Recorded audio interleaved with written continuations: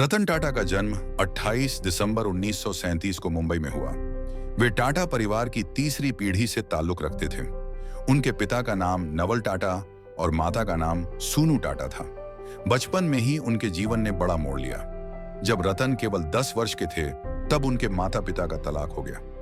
यह घटना उनके जीवन के लिए गहरा झटका थी। तलाक के बाद उनकी परवरिश उनकी दादी लेडी नवाजबाई टाटा ने की। रतन अक्सर अपने बचपन के बारे में कहते हैं, माता पिता का अलग होना मेरे लिए आसान नहीं था, लेकिन दादी ने मुझे हमेशा यह सिखाया कि कठिनाइयां हमें गिराने के लिए नहीं, बल्कि और मजबूत बनाने के लिए आती हैं।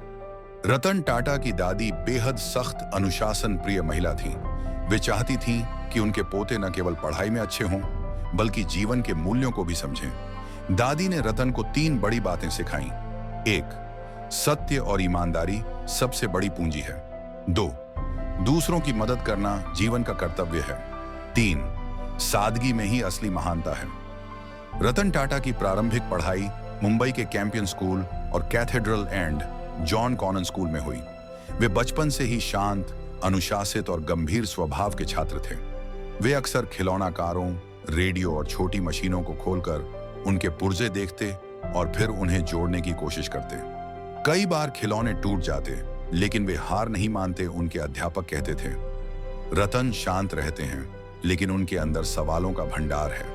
वे हर चीज का कारण जानना चाहते हैं। एक बार रतन स्कूल जा रहे थे, तभी उन्होंने सड़क पर एक घायल कुत्ते को देखा। वे उसे गोद में उठाकर डॉक्टर के पास ले गए। डॉक्टर ने कहा, बेटा, यह कुत्ता शायद बच न पाए।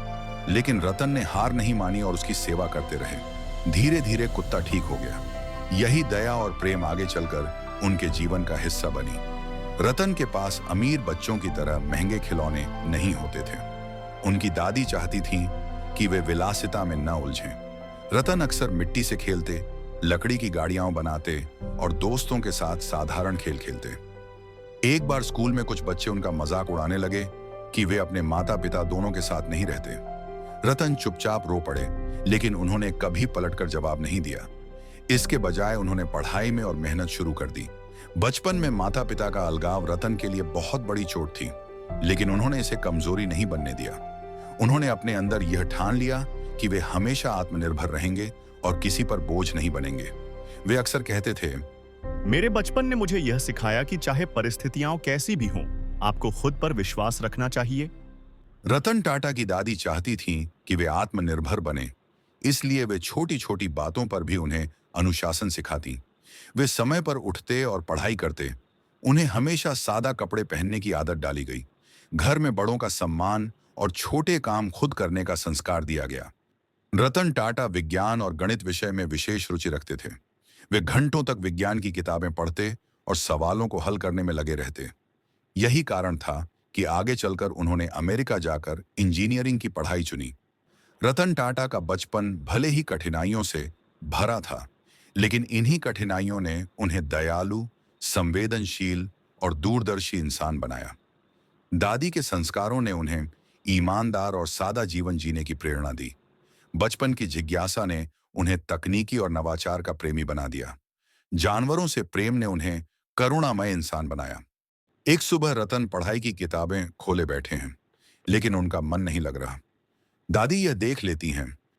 क्या हुआ बेटा? किताब क्यों घूर रहे हो? पढ़ क्यों नहीं रहे? रतन धीरे धीरे, दादी, आज स्कूल में कुछ बच्चों ने कहा कि मेरे माता पिता साथ नहीं रहते। सब हंस रहे थे, मुझे बहुत बुरा लगा। दादी मुस्कुराते हुए, बेटा, लोग जो चाहे कहें, लेकिन याद रखना, तुम्हें अपने कर्मों और गुणों से पहचान बनानी है, न कि दूसरों की बातों से।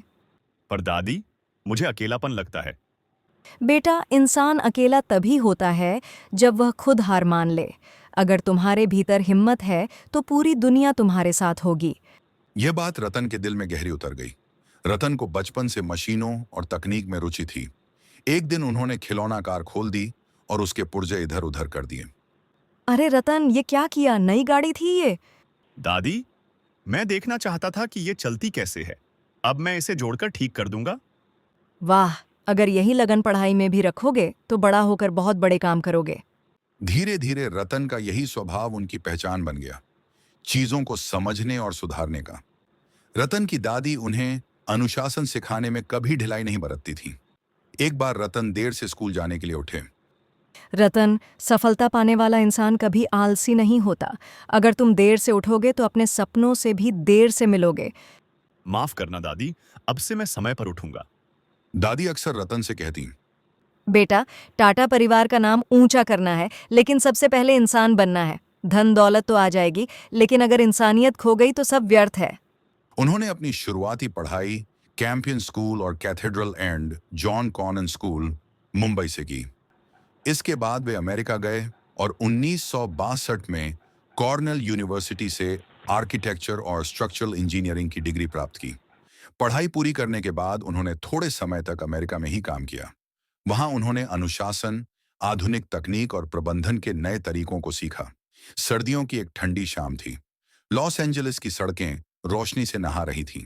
वहां पढ़ाई पूरी कर चुके एक युवा भारतीय रतन अपने सपनों और भविष्य के बारे में सोचते हुए धीरे धीरे कदम बढ़ा रहे थे। उन्हें वास्तुकला और इंजीनियरिंग में गहरी रुचि थी और अमेरिका में नौकरी मिल चुकी थी, एक सुंदर, संवेदनशील और संस्कारी लड़की से। उसकी मुस्कान मानो हर उदासी को भुला देती थी। वह जीवन से भरी हुई थी, लेकिन साथ ही उसमें एक गहराई थी जो रतन के दिल को छू गई। पहली मुलाकात दोस्ती में बदली और धीरे धीरे दोस्ती प्रेम में। रतन, तुम्हारी आंखों में एक अलग चमक है। तुम्हें देखकर लगता है कि तुम केवल अपने लिए नहीं, बल्कि दूसरों के लिए भी जीते हो। रतन हल्की मुस्कान के साथ जवाब देते, शायद इसलिए कि मैंने अपने बचपन में अकेलापन देखा है, पर अब तुम्हारे साथ मुझे लगता है जैसे जीवन पूरा हो गया हो। दोनों ने जीवन भर साथ निभाने का सपना देख लिया था। उन्होंने विवाह करने की भी योजना बनाई। रतन का दिल अब केवल उद्योग और सपनों के लिए नहीं धड़कता था, बल्कि 1962 में रतन को अचानक भारत लौटना पड़ा। टाटा समूह में उनकी जरूरत थी। जाने से पहले उन्होंने उस लड़की से कहा, बस कुछ समय की बात है, मैं तुम्हें भारत बुलाऊंगा, फिर हम हमेशा के लिए साथ हो जाएंगे। लड़की ने उनकी आंखों में झांकते हुए कहा, मैं इंतजार करूंगी रतन, चाहे कितना भी समय क्यों न लगे। रतन भारत लौट आए, परंतु तभी एक बड़ा मोड़ आया।